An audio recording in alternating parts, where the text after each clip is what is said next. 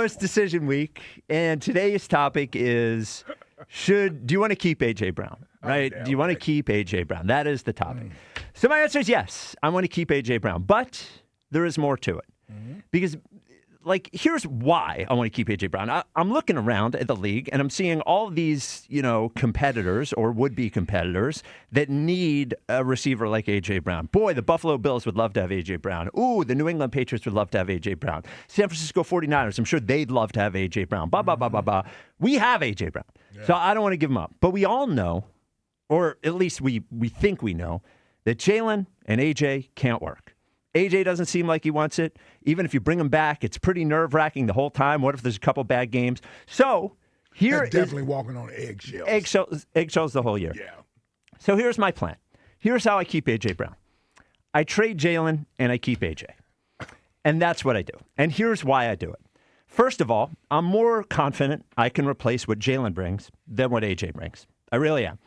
Second of all, I'm going to get more for Jalen than I'm going to get for A.J. What am I getting for A.J.? Second-round pick? Probably get or a couple. Late first round. Maybe. Yeah. I'll get a couple of first-round picks for Jalen. You get the right sucker in there, maybe you get 3 first-round picks. And then what is it doing? It is setting up my future. My new OC, eventually, maybe it's not this year, my new OC gets to start with his quarterback. They get a quarterback for him.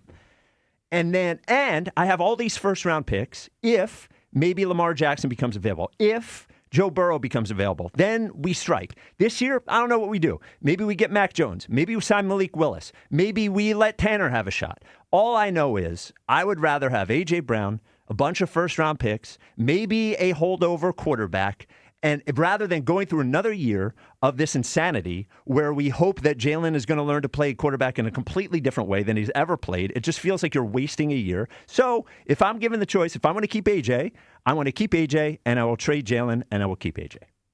Yeah, this is laughable. I mean, I don't think it's laughable at all. The idea of this is laughable. I don't think it is. Most certainly. You don't trade away a franchise quarterback for a wide receiver. You just don't do it.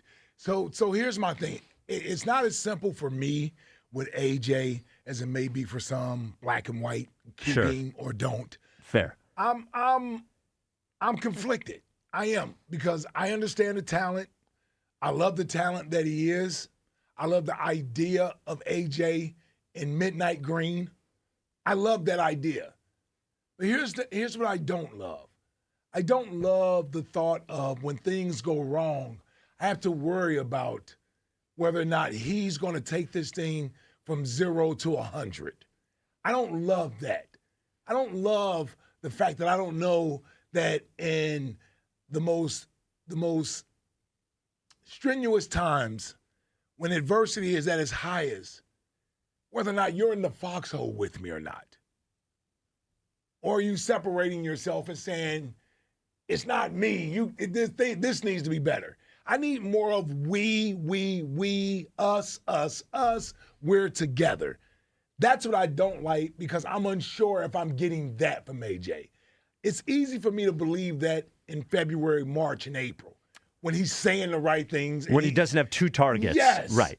But when you get into the thick of the season and things aren't going your way, I've seen too many instances in the past where his disposition changes, his attitude changes, his being locked in seemingly changes.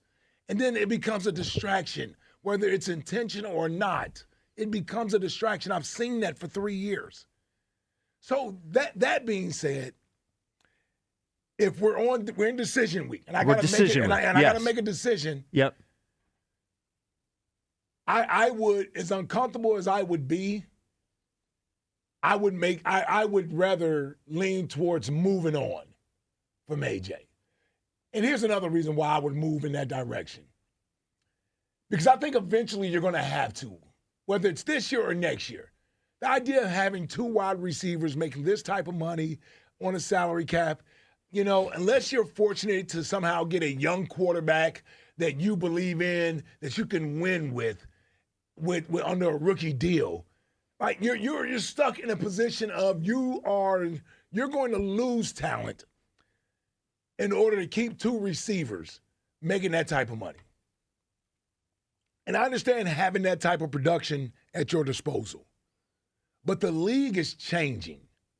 And the idea that you need to have that much offensive firepower in order to win it is one way to win, but it's not the only way to win. It's not the only way to win.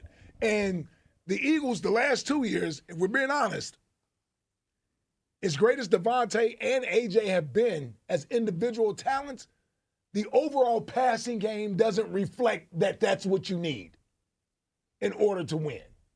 So I don't even know if that's the route you need to go in order to win. Kansas City won in 23 without having a dominant wide receiver be the focal point of their offense. The Eagles won in 24 without a receiver being the focal point of their offense. And Seattle, listen, JSN was great, and we know he was great. I'm not saying he wasn't a focal point of their offense, but the passing game was complementary to the strength of their offense, which was their running game, also led by their defense. All I'm saying is, if it's not going to be an atmosphere of peace and harmony, I don't need to deal with it. I don't want to deal with it.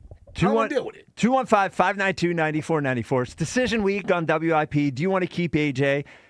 Ike says because he's not confident in the harmony, he would move on. I am saying, yes, I'd love to keep AJ, and I will trade Jalen to do it. I know we can't have both.